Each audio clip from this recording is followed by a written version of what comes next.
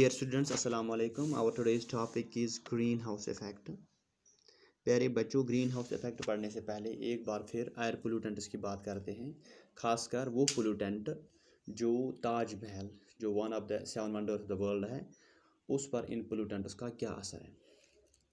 पिछली 2 दहाइयों से जो हिंदुस्तान का सबसे मशहूर टूरिस्ट अट्रैक्शन ताजमहल है, जो आगरा में है, ये मैटर ऑफ कंसर्न बना हुआ है।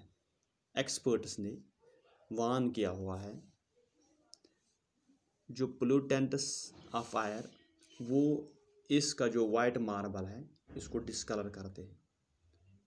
इस तरह हमें ये समझ आया ये पोल्यूटेंट्स खाली लिविंग ऑर्गेनिजम्स को अफेक्ट नहीं करते हैं, बल्कि नॉन लिविंग थिंग्स जैसे कि बिल्डिंग्स, मॉन्यूमेंट्स और स्टैचूज को भी अफेक्ट करते हैं। जो इंडस्ट्रीज लोकेट है इस एरिया में, आगरा में, like rubber processing industry, automobile, chemicals और ख़ासकर जो मथुरा ऑयल रिफाइनरी इंडस्ट्री वहाँ पर लोकेट है, इससे बहुत सारे एयर पोल्यूटेंट्स प्रोड्यूस होते हैं, खासकर सल्फ़र डाइऑक्साइड और नाइट्रोजन डाइऑक्साइड। ये सल्फ़र डाइऑक्साइड और नाइट्रोजन डाइऑक्साइड रिएक्ट करते हैं वाटर वेपर के साथ जो एटमॉस्फेयर में प्रेजेंट होता है, तो एक नया प्रोडक्ट बनाते हैं, सल्फ्यूरिक एसिड और नाइट्रिक एसिड। ये एसिड ड्रॉप होते हैं, वापस आते हैं ज़मीन पर रेन की शक्ल में, और इस रेन को एसिडिक बनाते हैं। This type of rain is called acid rain. Acid rain corrode करता है मार्बल इस मॉन्यूमेंट का। जो मार्बल की बिल्डिंग बनी हुई है, ये जो मॉन्यूमेंट बना हुआ है, इसका मार्बल कोरोड करता है। इस फिनोमेना को हम मार्बल कैंसर कहते हैं। डियर स्टूडेंट, इतना ही नहीं, जो सस्पेंडेड पार्टिकुलेट मैटर, मिसाल के तौर पर सूट पार्टिकल्स इस मथुरा ऑयल रिफाइनरी से निकलते हैं, ये भी इस मार्बल को येलोइंग में मदद करते हैं, इसका रंग चेंज करने में मदद करते हैं। सुप्रीम कोर्ट ऑफ इंडिया ने बहुत सारे कदम ताजमहल को बचाने के लिए उठाए हैं। एक ऑर्डर के मुताबिक इन इंडस्ट्रीज से कहा गया था कि आप cleaner fuel like compressor natural gas और लिक्विफाइड नेचुरल गैस इस्तेमाल करें। इतना ही नहीं, ऑटोमोबाइल्स को इस जोन में अनलेडेड पेट्रोल इस्तेमाल करने को कहा गया था। ये ताजमहल की बात करते हैं, इनका ताजमहल पर इन पोल्यूटेंट्स का क्या असर है। डियर स्टूडेंट्स, अब हम ग्रीन हाउस इफेक्ट की बात करते हैं। ग्रीन हाउस इफेक्ट, प्यारे बच्चों, आप जानते हैं जो सनज़ रेज़ हैं, आफताब की जो रेज़ हैं, शाएँ हैं, किरणें हैं, ये ज़मीन के सरफेस को गर्म करते हैं। एक पार्ट इन रेडिएशंस का जो फॉल करती हैं ज़मीन पर, ज़मीन इसे अब्ज़ॉर्ब करती है, और एक पार्ट रिफ्लेक्ट वापस किया जाता है स्पेस में। जो ये पार्ट रिफ्लेक्ट किया जाता है, इनमें से थोड़ा सा पार्ट जो एटमॉस्फेयर मौजूद है इसे ट्रैप किया जाता है। एटमॉस्फेयर जो ट्रैप करता है, जो ट्रैप्ड रेडिएशंस हैं, ये फर्दर वार्म करता है अर्थ सरफेस को। डियर स्टूडेंट्स, आपने ग्रीन हाउस नर्सरियों में और कहीं कहीं देखा होगा। अगर आपको याद होगा, ये जो ग्रीन हाउस है ये सनस हीट को अंदर आने में अलो करता है, लेकिन वापस उसे जाने नहीं देता है। इस तरह क्या होता है, जो ट्रैप्ड हीट रेडिएशंस हैं ये ग्रीन हाउस को गर्म रखता है। इसी तरह अर्थ's एटमॉस्फेयर, जैसे कि ग्रीन हाउस ने इन रेडिएशंस को अंदर आने दिया फिर वापस नहीं जाने दिया, इसी तरह जो अर्थ's एटमॉस्फेयर है ये भी जो रेडिएशंस है उन्हें ट्रैप करता है और अर्थ's एवरेज टेम्परेचर बढ़ाता है। इसलिए हम इसे कहते हैं greenhouse effect. Greenhouse effect. Dear students, इस प्रोसेस के बगैर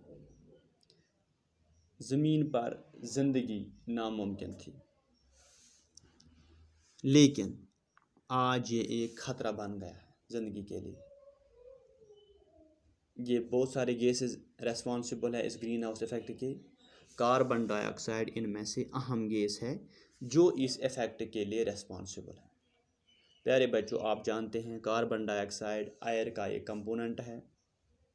एयर में बहुत सारे गैसेस मौजूद हैं, जैसे कि nitrogen, oxygen, carbon dioxide, methane, ozone, बाकी सारे गैस। कार्बन डाइऑक्साइड भी एक गैस है।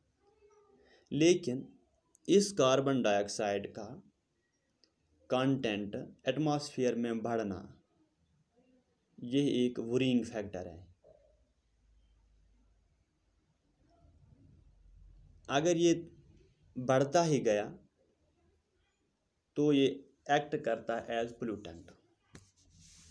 प्यारे बच्चों, हम देखते हैं ये कार्बन डाइऑक्साइड कंटिन्यू रिलीज होता है इंसान की एक्टिविटीज से।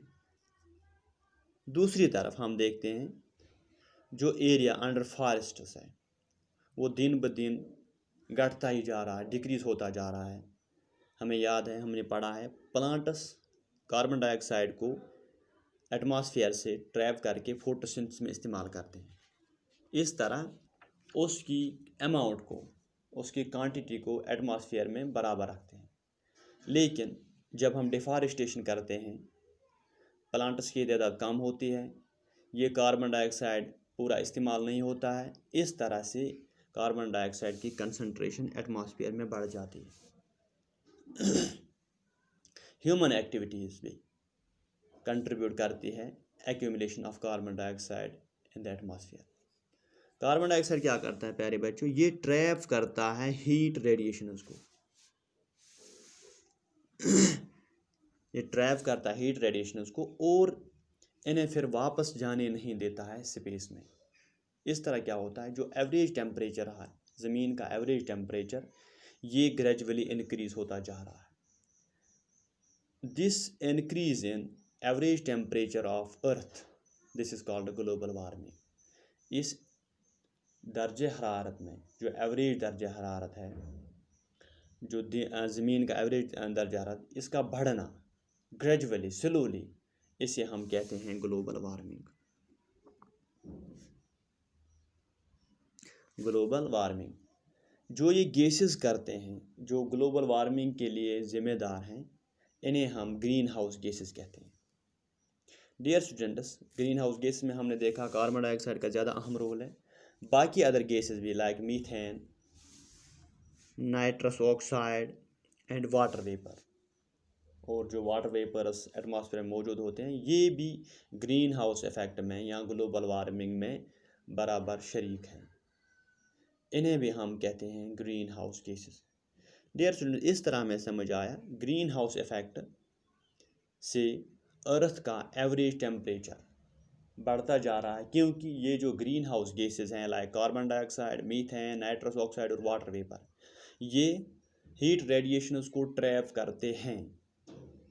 अर्थ का टेम्परेचर बढ़ता है लेकिन इन्हें वापस जाने की इजाज़त नहीं देते हैं।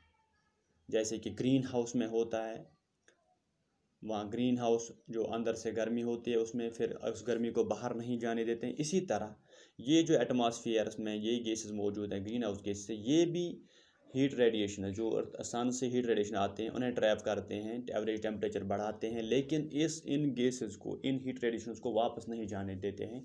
इसे हम कहते हैं greenhouse effect. Greenhouse gases का असर हम ग्लोबल वार्मिंग की शक्ल में देखते हैं। Thank you dear student.